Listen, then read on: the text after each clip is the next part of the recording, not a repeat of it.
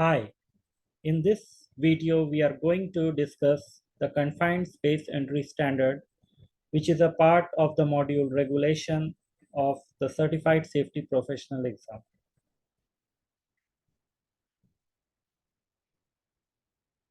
So first we are going to see the scope and its application. So this standard contains the requirement for the practices and procedures to protect employees in general industry from the hazards of entry into the permit required confined space. This standard does not apply to the agriculture, construction, or shipyard employment.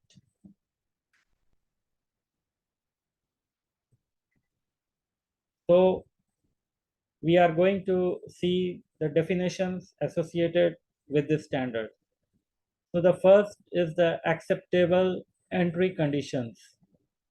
So, the acceptable entry condition means the condition that must exist in the permit space to allow entry and to ensure that the employees involved with the permit requires confined space entry can safely enter into and work within the space.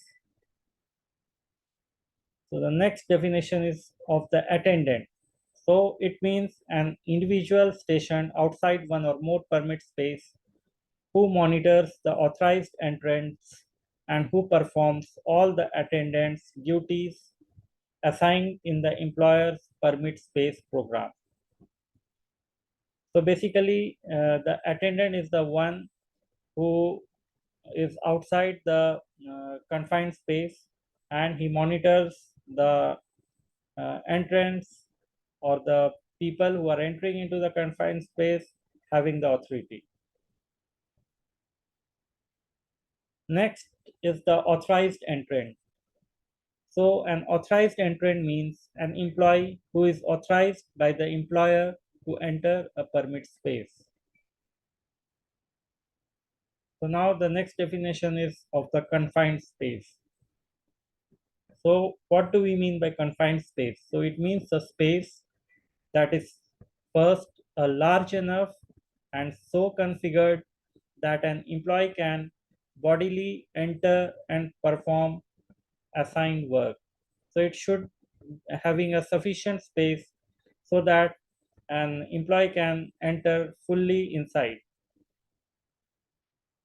So the next definition of the confined space is that it has a limited or restricted mean for entry or exit. And the third is it is not designed for the continuous employee occupancy.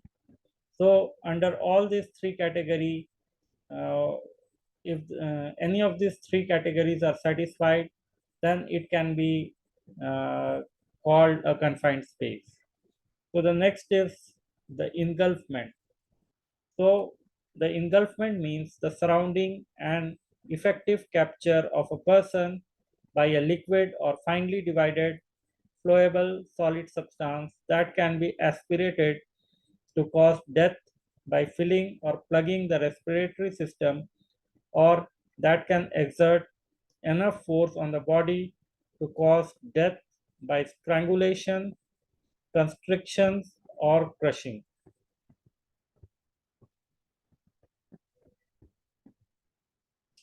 So the next definition is about the entry.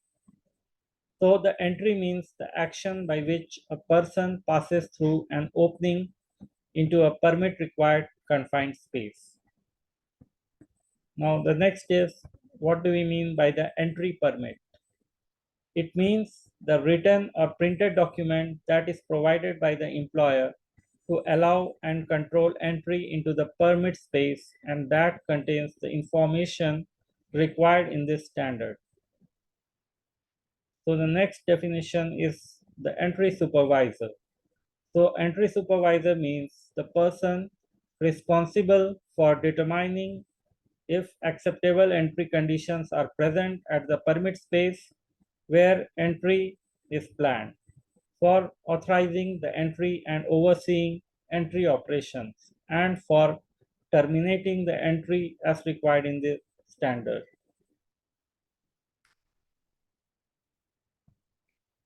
So basically, he is the person who is assessing the conditions required for the uh, entry to the confined space. So the next definition is about the hazardous atmosphere. So a hazardous atmosphere means an atmosphere that may expose employees to the risk of death, incapacitation, impairment of ability to self-rescue, or injury or acute illness. So all this can contribute to the hazardous atmosphere. So the next is immediate danger to life or health. In the short, it is also known as IDLH. So it means a condition that poses an immediate or delayed threat to life or that would cause irreversible adverse health effect or that would interfere with an individual's ability to escape the unaided from a permit space. So it may be an immediate threat to life or it may be a delayed threat to a life. So the immediate one is the dangerous to life, and delayed is we can say that it is dangerous to the health. So both immediate causes that can cause the threat to life or the uh, prolonged delayed threat to the life. So the next definition is about what do we mean by the isolation.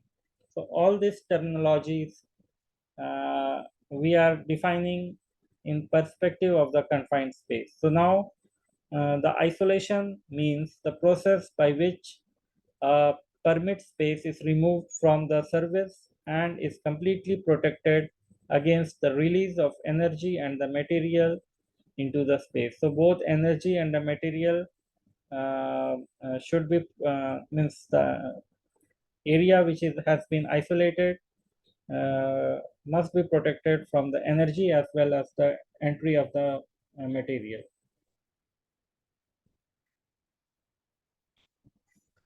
So now what do we mean by the oxygen deficient atmosphere?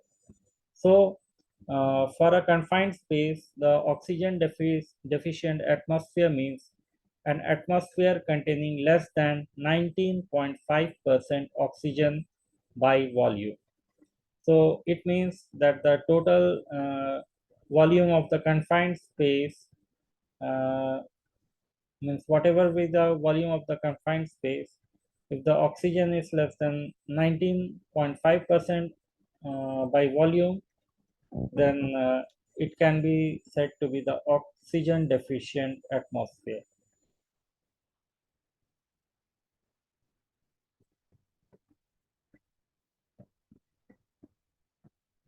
So now the next definition is oxygen enriched atmosphere. It means an atmosphere containing more than 23.5% oxygen by volume. So if it is less than 19.5%, the oxygen level is less than 19.5%, it is oxygen deficient. And if it is greater than 23.5%, then it is the oxygen enriched atmosphere. So now, what do we mean by the permit required confined space?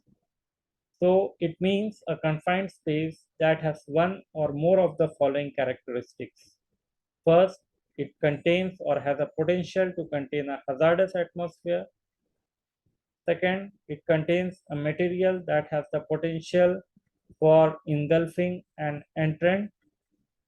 The engulfing we have seen the definition previously. And the third is uh, the permit required confined space has an it means a confined space that has an internal configuration such that an entrant could be trapped or asphyxiated by the inwardly converging walls or by a floor that slopes down and tapers to the smaller cross section. It means like V-shaped, we can say. If it is a V-shaped, wide open in the top and a narrow bottom, so that shape can be where the person can be trapped. Such a space can be said to be a permit required confined space. And the fourth is that a confined space that contains any other recognized serious safety or health hazards. Now, what do we mean by the rescue service? So it means that a personnel designated to rescue the employees from the permit space. So now we are going to see what are the general requirements. So the employer shall evaluate the workspace to determine if any space or permit required confined space. If the workplace contains permit space, the employer shall inform exposed employees by posting danger signs or by any other equally effective means of the existence and the location of and the danger posed by the permit space. So basically, warning signs must be placed so that it can be recognized as the permit required confined space. Now, what what are the confined space entry programs? If the employer decides that its employees will enter permit space, the employer shall develop and implement a written permit space program that complies with this standard. The written program shall be available for inspection by the employees and their authorized representative.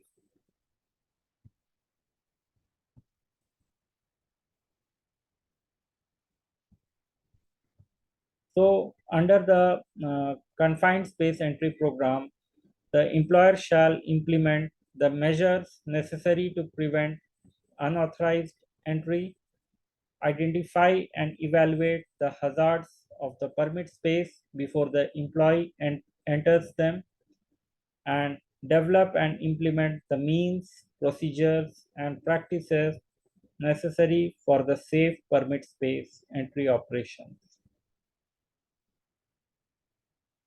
So now, what is entry permit? So entry permit is that document compliance. Uh, so the entry permit that documents the compliance with the standards and authorizes the entry to permit space shall include the following.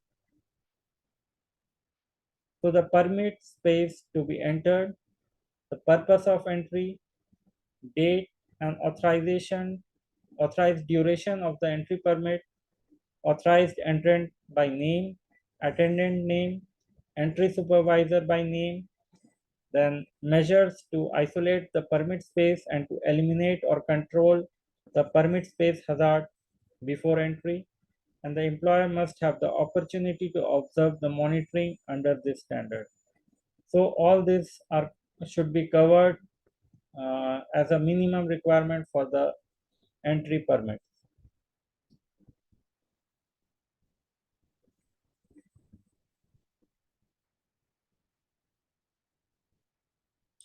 So now the next part of the confined space entry program is the training. So the employer shall provide training so that all employees whose work is regulated by this standard acquires the understanding, knowledge, and skill necessary for the safe performance of their duty. The training shall be provided to each affected employees before the employee is first assigned duty under this standard. So whenever there is a change in the assigned duty, the employer determines that there is a discrepancy in the program or there is a change in the permit space operation that presents a hazard about which an employee has not previously been trained, and thus the additional training is required. So the employer shall certify that the training required has been accomplished. The certifications shall contain each employee's name, the signature or initial of the trainer, and the date of the training. The certification shall be available for inspection by the employees and their authorized representative. So the training should be we should now summarize that the training should be provided to every affected employee before the employee is first assigned duty, and whenever there is a change in the assigned duty, the employer must determine that there is a discrepancy in the program and the change in the permit space operation that presents a hazard about which an employee has not been previously trained, and thus the additional training is required, and the certification of the training program.